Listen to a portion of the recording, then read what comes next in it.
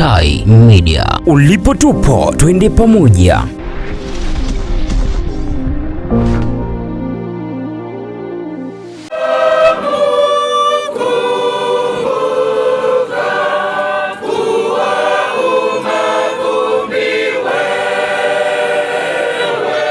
Asante Mbeya Project, tunaingia hapa msibani kumwaga mwana umoja mwenzetu Fadhili Komba. Ni wana umoja wa Asante Mbeya Project wakimwaga mwana umoja mwenzao Fadhili Komba aliaga dunia Aprili 14 mwaka 2025.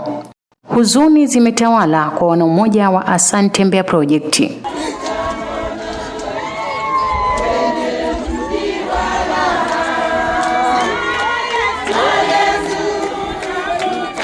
Askofu msaidizi wa kanisa Katoliki Jimbo Kuu la Mbeya, Godfrey Mwasekaga, akiendesha misa ya mazishi ya katekista Fadhili Komba, amewataka waamini kuwa tayari kila wakati. Tunataka kumwombea marehemu wetu katekista Fadhili Komba ajaliwe kufikia heri ya milele kupitia ufufuko wa Kristo.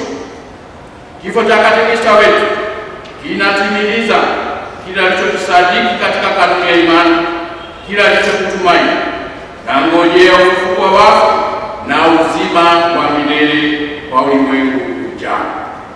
Alisadiki hivyo na leo anatimiliza kwa kifo chake. Kumbe kufa, ndugu zangu, sio mwisho wa yote, bali ni kiingilio, ni mwanzo wa maisha mapya. Ni lengo tunalotarajia sisi sote kulifikia katika ukamilifu wake. Hata mwili wetu hauharibiwi kwa njia ya kifo, bali unageuzwa tu na kuwa bora zaidi, unakuwa katika hali ya utukufu. Katekista Fadhili Komba amekufa akiwa bado mdogo sana kiumri.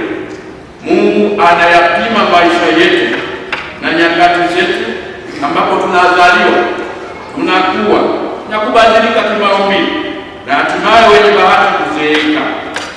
Kumbe tunao muda mfupi sana wa kutimiza ndoto za maisha yetu hapa duniani. Kila dakika lazima tumkimbilie Mungu, kuomba huruma yake, tujiandalie kifo chetu.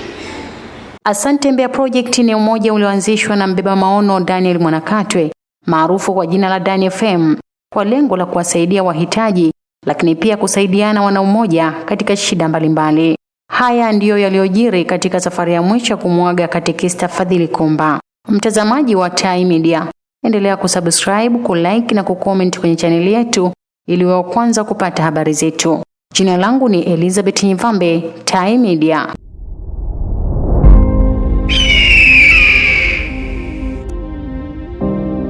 Ulipo tupo, twende pamoja.